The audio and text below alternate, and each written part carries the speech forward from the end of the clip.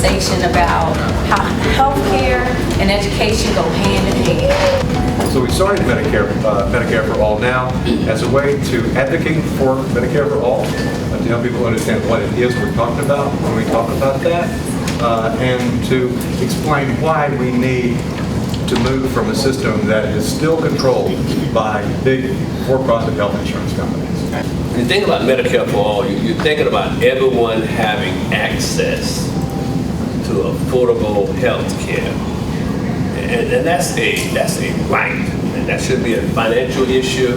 That should be no other issue, that everyone should have a right to health care. I also sit on a panel that talks about, it's a think tank that talks about Medicare, medical issues, and health issues in South Carolina.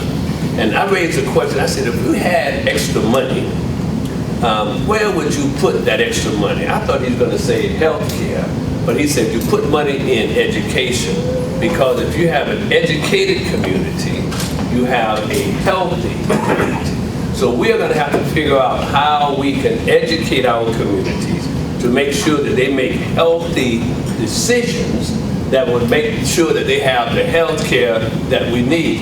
The issue here with us right now is that 51% of our children, 51% of black children in America are on Medicaid. We have this idea that we're afraid of government health care, but 51% of our children are on Medicaid. That translates to this fact. I ran for United States Senate in 2018. People assumed that I was independently wealthy because I ran for United States Senate. I met a doctor who candidly told me that he treats people differently when they come in with their gold Medicaid cards. 51% of our children have gold Medicaid cards.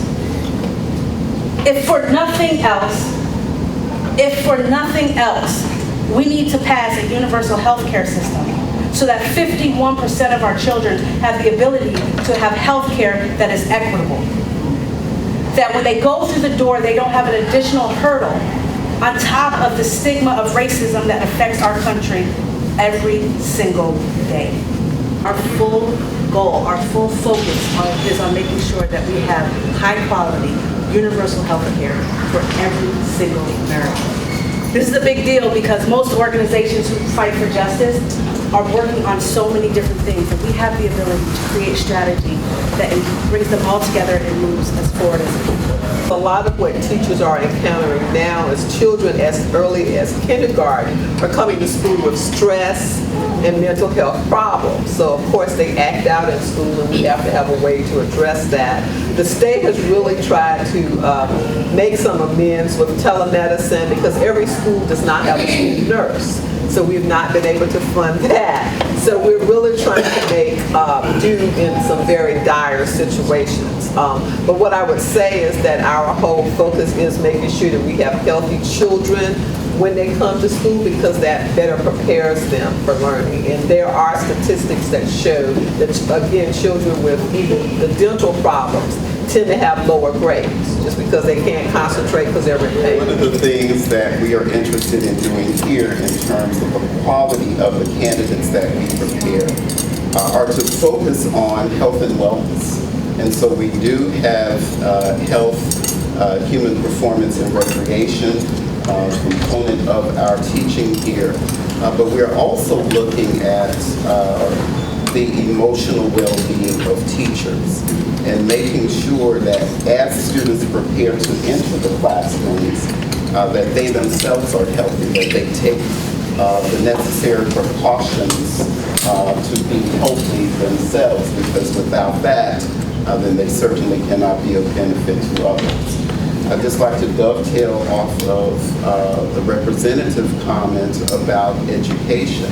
And I think platforms like these are essential because a lot of times people perish, as the scripture said, because of a lack of knowledge. People don't fully understand the variances in terms of the definitions. What does constitute Medicare for all? Is that similar or different than Obamacare? A lot of people don't have that kind of knowledge, and I think that venues like these are avenues by which people can learn. no one has stepped up to the plate. And when I've asked for help, I get, we get doors shut in our face. This shouldn't be this way. What happened to, when you take your medical oath that, you provide health care to all, regardless of color, regardless of education, regardless of anything. And we're not there. This is a really inequitable healthcare system. And like I said, the providers are really perpetuating it. They're not helping this situation because they're not willing to help out. And there's some older people in the audience. Do you remember when you went to the doctor and if you didn't have money, you paid them with vegetables or, a cantaloupe or whatever, or, said, I'll cook you some dinner, I'll bring you some dinner. I mean, there's none of that anymore. It's if you don't have money, you can't come to my office. You just can't. You can't shut the door on somebody's face because, they don't have money. Are we going to join forces and say we deserve more? Because I know I work hard. And I know I've had to make decisions about healthcare that I should not have had to make for myself and my children.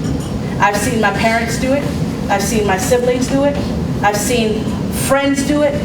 And I'm tired of it. And there are options. Now, people are going to tell you that, and try to trick you with certain names. Medicare for all who want it. Well, here's the thing.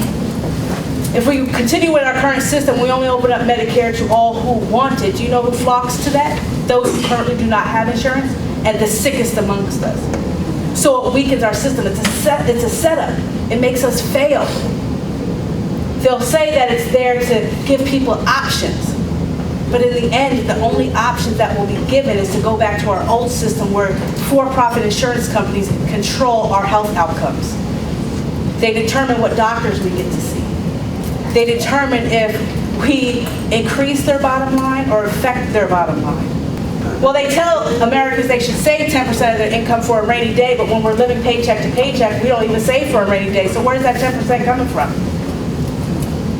If you have to take an ambulance ride 3 miles and it costs you $2,800 like it cost me a few months ago, do you know how long I'm going to be paying off that $2,800? Because I have kids to feed and a mortgage to pay and activities to make sure that my children have an opportunity. And let's not forget the student loan debt. So do we deserve more? I know I do. I believe you do. But do you believe you do? You all have a great opportunity to really influence this election. I get so mad when I hear politicians, some leading the polls here in South Carolina, say that if you have, why would you want to pass something that would kick 150 million people off their private insurance plans? People love their private insurance plan. That's malarkey, as one presidential candidate says, because no one who has those plans has any security. It is not a secure system of access to health care. So don't be fooled by that. They're not looking out after your best interest.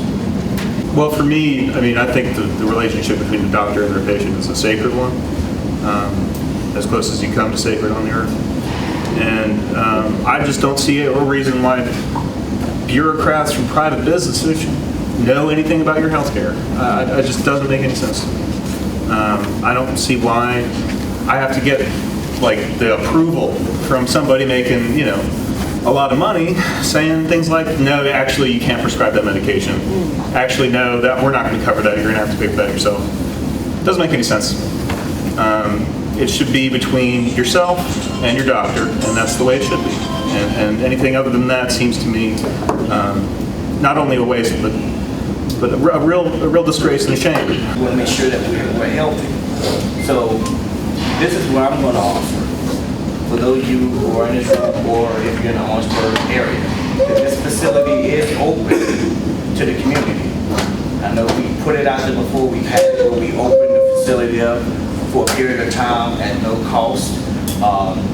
If you personally come and see me, I will personally make sure that you and your family members will get a minimum of 2 weeks free to come in, work out, and we'll help you with, getting your blood pressure taken. We'll help you with making sure that we'll get you a chart to make sure you're eating right and keep track of that. We'll help you to get on a routine exercise prescription. So whatever we can do,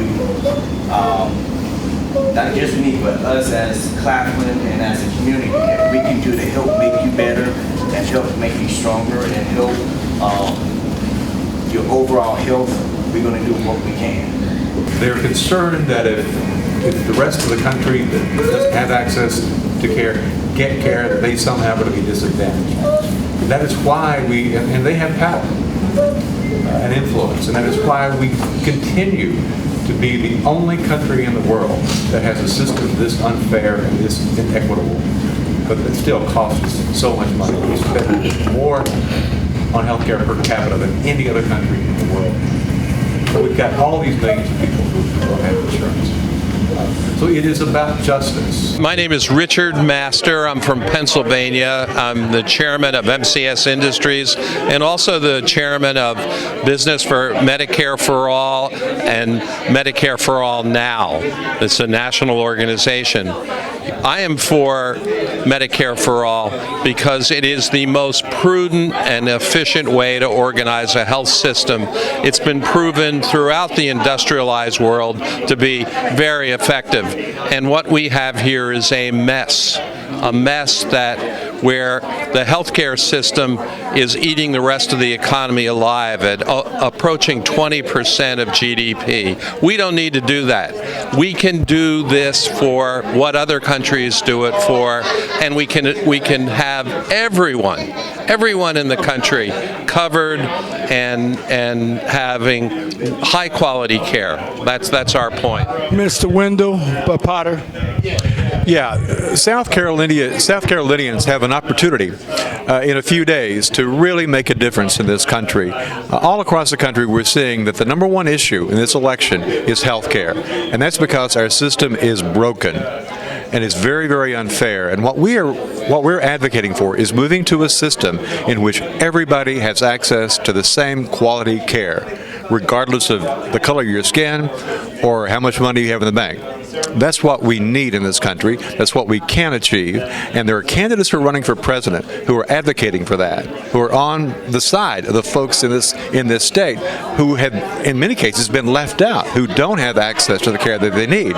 When we get everybody into an improved Medicare for All system, you will have coverage from cradle to grave, and it cannot be taken away from you like you can now. Our current system is controlled by big corporations, big insurance companies. Who wants to work for one? I worked for two of the biggest in my career for 20 years, Cigna and Humana. I know that those companies are driven by profit, and they're primarily, those big companies are standing in the way of us having a system that will serve us all well. I'm very happy that we had the opportunity to record this and to broadcast this live.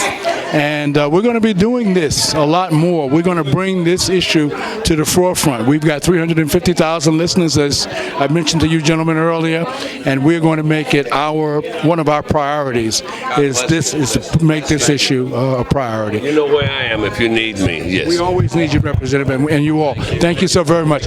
Again, Harvey Elwood, we're here at a wonderful forum on health care as a right. And we're going to be bringing you all the issues and more of it both on radio as well as television. I'm Harvey Elwood reporting live for Orangeburg County Television.